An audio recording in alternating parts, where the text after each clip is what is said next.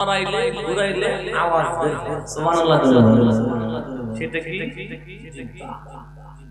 বলেন, জিহ্বা না নড়াইয়া কথা বলতে পারবে? জিহ্বা ঘুরাইলেই আওয়াজ হবে। তবে জিহ্বা ঘুরাইলেই যে আওয়াজ হয়, আল্লাহর রহমত না হলে আওয়াজ হয় না। হাজারো মানুষের মধ্যে, এলাকার মধ্যে দুই একজন পাবেন বোবা, ওদের জিহ্বা আছে, জিহ্বা দিয়ে থুতু ফালায়, জিহ্বা দিয়ে খাবার খায়, জিহ্বা নড়ায়, কিন্তু ওই জিহ্বার মধ্যে আওয়াজ দেয় নাকি?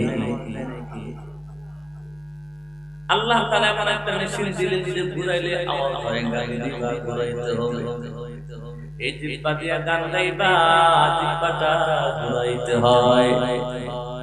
জিহ্বা দিয়ে কোরআন কারীম তিলাওয়াত করবা, তবুও জিহ্বাটা ঘুরাইতে হয়। এই জিহ্বা দিয়ে ইসলামের পক্ষে কথা বলবা, তবুও জিহ্বাটা ঘুরাইতে হয়। এই জিহ্বা দিয়া ইসলামের বিরুদ্ধে কথা বলবা, তবুও জিহ্বা ঘুরাইতে হয়। জিহ্বা না ঘুরাইলে আওয়াজ বের হয় না। এরে আল্লাহর গোলাম, এই জিহ্বাটা দিয়ে আমি আর তুমি আল্লাহর নামের আওয়াজ ঘুরাইয়া দেই।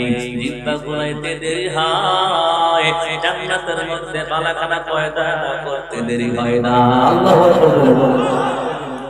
ও মুসলমান ইমানদার, এই মাহফিলটা কত দাবি। কোন বান্দা, কোন বান্দি যদি আমার মাওলাকে রাজি আর খুশি করার জন্য আমলের বিরুদ্ধে এই মাহফিলে যোগদান করে, মুসা নবীর উম্মত-উম্মতানিরা 60 বছর ইবাদত করিয়া যে পরিমাণ নেকি পেয়েছে, ঈসা নবীর উম্মত-উম্মতানিরা 60 বছর ইবাদত করিয়া যে নেকি পেয়েছে, দাউদ নবীর উম্মত-উম্মতানিরা 60 বছর ইবাদত করিয়া যে নেকি পাইল। আমার নবী ডাকটা কয়,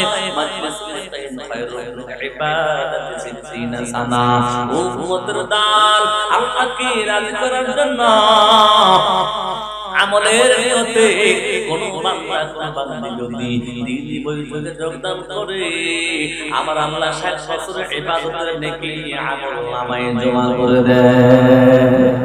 আতিনা ফি দারে দুনিয়া না হাসান, আতিনা ফি দারে উকবানা হাসান, ইয়া বিয়াসাল মুস্তাগীসিন হাদিনা للانتخابا بالعلوم والغنى أربوني میں دین تو تیار ہے، جو نہ مانگے اس سے تو بیزار ہے۔ او باوی کنار مسلمان گو، কোন বান্দা কোন বান্দি যদি এই মাহফিলে ইখলাসের সাথে যোগদান করে, আমার আল্লাহ জিন্দেগির গুনাহগুলো মাফ করে দেয়। এই গুনাহগুলো সগীরা গুনাহগুলো মাফ হয়, গুনাহে কবিরাগুলো আসলে ক্ষমা করা হয় না। ইচ্ছা করে নামাজ কাজা করলে গুনাহে কবিরা হয়, সুদের খাতায় নাম না খেলে গুনাহে কবিরা হয়, ঘুষের খাতায় নাম না খেলে গুনাহে কবিরা হয়। এই মুসলমান যুবক মা বাবার সাথে ব্যবসা করলে গুনাহে কবিরা হয়, টিভি নাটক দেখলে গুনাহে কবিরা হয়, মা বোনদের বলছি বেপরদায় চলাচল করলে গুনাহে কবিরা হয়, বেপরদা নারীর দিকে কুমতলবে তাকাইলে গুনাহে কবিরা হয়। এই গুনাহগুলো আমার আপনার আমলনামায় আছে না নাই? একটা গুনাহে কবিরা লইয়া কবরে যাইবা, আমার নবী ডাকটা কয়, উম্মার মাত্র একটা গুনাহে কবিরা লইয়া যদি কেউ কবরে যাও, ওই কবরটা জাহান্নামের গর্ত হয়ে যাবে। ও মুসলমান যুবক ভাই, কত খাদ্যের মধ্যে ভেজাল ঢোকায়া দিলাম, ওজনে কম দিলাম, জমি বাইরা দিলাম, মনের হক নষ্ট করলাম, অন্যায় ভাবে মানুষকে সাক্ষী দিয়ে জেলে ভরাইলাম, ঠিক না বেটি? একটা গুনাহে কবিরা লইয়া বান্দা যদি অন্ধকার কবরের যাত্রী হয়, ওই কবর জাহান্নামের গর্ত হয়ে যায়। আমার নবী বলে, ইন্নামাল কবরু রাওযাতুন মিন রিয়াজিল জান্নাহ আও হুফরাতুন মিন হুফারিন নার, কবর কারো জন্য জান্নাতের বাগান হয়, আবার কবর কারো জন্য জাহান্নামের গর্ত হয়ে যায়। ওই কবরে যদি একটি গুনাহ লইয়া যাও, কবরটা জাহান্নামের গর্ত হবে। গুনাহ মুক্ত হইয়া অন্ধকার কবরে যাইবা, কবরটা জান্নাতের বাগান হয়ে যাবে। সুবহানাল্লাহ।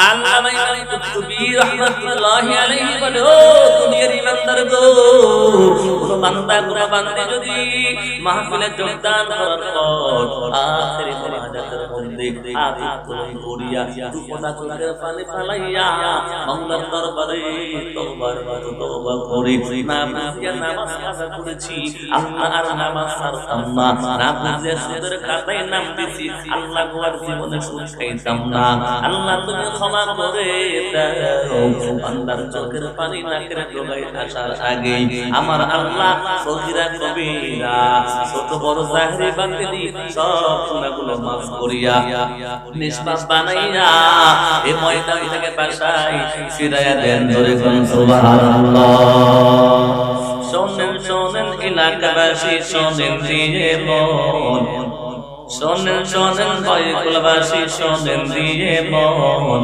ভালো লাগলো আপনাদের মাদ্রাসা প্রাঙ্গণ ভালো লাগলো আপনাদের মাহফিল আয়োজন মারহাবা বলেন আজকের মাহফিলের সভাপতি মৌলানা শেখ জাকারিয়া ওসমানী ভাই আরো আছেন প্রধান অতিথি আব্দুল মান্নান তালুকদার ভাই আরো আছেন এলাকার সবচেয়ে দরদি ভাই সবাই মিলে আল্লাহ পাকের জান্নাত যাইতে চাই ঠিক না বেটি আজকের মাহফিলের প্রধান বক্তা আল্লাহ মাওলানা মুতাদ্দিদুর রহমান সাইফি ভাই আরো ছিলেন বিশেষ বক্তা আব্দুল্লাহ সরকার তাই আরো আছি আমি আদম দেখছেন গো সবাই সবাই মিলে নবীর সাথে জান্নাত যাইতে চাই ঠিক না সবাই মিলে আল্লাহ পাকের জান্নাত যাইতে চাই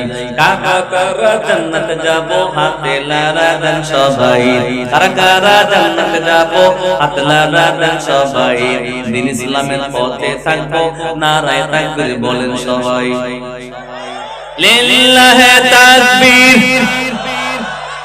আলেম ওলামা যেখানে কোরআন সুন্নাহ যেখানে আজকের মাহফিল চলবে আজকের মাহফিল কতক্ষণ চলবে আলহামদুলিল্লাহ আমার সমস্যা নাই আমি তো আর কিছুক্ষণ বলে চলে প্রধান বক্তার যাই হোক সারা রাত নিয়ত করেছেন খুব ভালো কথা আল্লাহ তাআলা এই উসিলায় পুরো রাত ওয়াজ শোনার সওয়াব দিবে ইনশাআল্লাহ আর যারা বলেন ইনশাআল্লাহ ওয়া ইন্না আলাইকুম লাহাফিযিন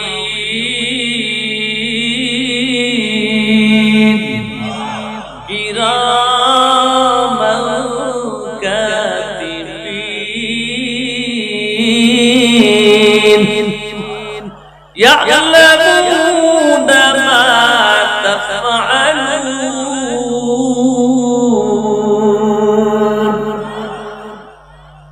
ভাই আপনার কি ক্লাসে আসলে নাই তানি করতে আমি তো আশা ঠিক টান দিলে বলবো তাহলে খালি মাইকে দিলে সাউন্ড বক্সের উদ্দেশ্য হলো ডিজিটাল সাউন্ড ডিজিটাল না লাগলে সাউন্ড বক্সের কোনো দরকার শুধু মাইকে কানে দিতেন কারণ আমরা ছোট থেকে ওয়াজ করে মাইক নাকি আর আমরা দাদা কাছে খালি বলে আমরা বলে মাইক আরো দুর্বল যারা তারা সাউন্ড বক্স অত দুর্বল হয়ে যায় আসলে ডিজিটাল যেহেতু ডিজিটাল নাই যদি তোমাদের পারেন ডিজিটাল করতে বক্তাদের যাই হোক আওয়াজ কিন্তু ভালো আওয়াজ বেশি হচ্ছে সমস্যা কিন্তু যে ডিজিটাল আল্লাহ তাআলা এই মাইকের ব্যবসার মধ্যে বরকত দেন আর মালামাল আল্লাহুম্মা আমিন মাইক ভালো হলে আমরা ভালো হলে মাইক ভালো কথা ঠিক না বেটি আলোচনা করব সময় এক ঘন্টা এর মধ্যে ইনশাআল্লাহ বিদায় নেব আমি আপনাদের সামনে একটা আয়াতের মাধ্যমে তেলাওয়াত করছি সরল অনুবাদ করব আল্লাহ বলেন ইয়া আইয়ুহাল্লাযীনা আমানু হে ঈমান ওয়ালা ইত্তাকুল্লাহ, আল্লাহকে ভয় করো, অবতারুন ইলাইহিল ওয়াসিলা, আর আল্লাহর রহমত অর্জন ওসিলা আর মাধ্যম সন্ধান করো। জোরে জোরে সুবহানাল্লাহ। প্রথমটা মেসেজ তাকওয়া বলা হয়। আত-তাকওয়া হিয়া কুওয়াতুন ইয়াজতানিবু বিহা আল মাআসি। শাব্দিক অর্থ হলো আল-ইনসাফ। তাকওয়া মানে দূরে থাকা, সংযত হওয়া। পারিভাষিক অর্থ হলো তাকওয়া এমন এক গুণের নাম যে গুণ মানুষ অর্জন করলে সকল গুনাহ আর বর্জিত কাজ থেকে বেঁচে থাকতে পারে, তাকেই বলা হয় তাকওয়া। জোরে জোরে সুবহানাল্লাহ। আল্লাহ বলেন আল্লাহকে ভয় করো, তাকওয়া অর্জন করো, অর্থাৎ তোমরা গুনাহ বর্জন করো, গুনাহ ছেড়ে দাও। সমস্যা। আসসালামু আলাইকুম ওয়া রাহমাতুল্লাহ।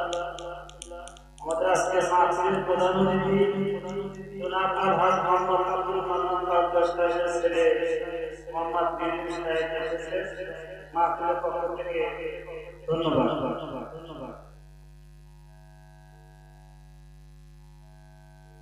মানুষকে ধন্যবাদ দিলেন, আল্লাহ শোনেন মঞ্চে আসলে আমরা থাকবো, সমস্যা নেই। বক্তার ওয়াজ নষ্ট করে এগুলো বলা ঠিক মঞ্চে আসলে আমরা সম্মান করি। প্রধান অতিথির আগমন মাশাআল্লাহ, এটা আমরাই বলে ডিস্টার্ব ভাইরা আমার কি বলতেছিলাম মানে গুনাহমুক্ত জীবন গড়া। তাকওয়া কারে বলে আমি বাংলা ভাষায় একটা উদাহরণ দিয়ে মেইন পয়েন্ট সময় আল্লাহ তাকওয়া একজন চুরি করেছে 60 বছর ধরা পড়ে না, 60 বছর বয়স পর্যন্ত চুরি করে ধরা পড়ে নাই। আমাদের দেশে তো অনেক ছেলেরা আছে না নাই? নবী আমার বলে নামাজ পড়তে গিয়া যারা সাজদা ঠিক মতো না করে ওরা নামাজ ঠিক কি না? আর নামাজ পড়তে যারা যায় ওদের জুতা যারা চুরি করে ওরা হলো জুতো চোর। ঠিক নেই?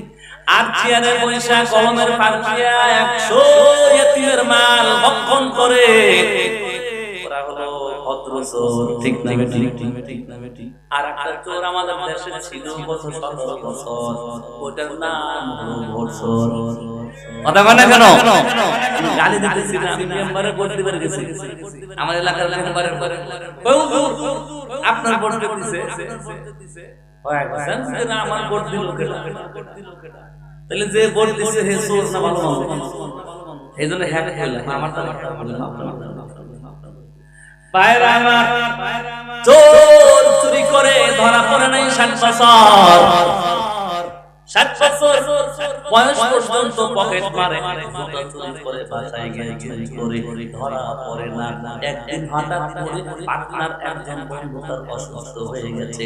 ওদের সিস্টেম হলো একজন চোর ভেতরে শিরশিরে ঢোকে আর একজন চোর টার্নিং পয়েন্টে বাড়ি পাহারা দেয়, কেউ দেখবে কিনা।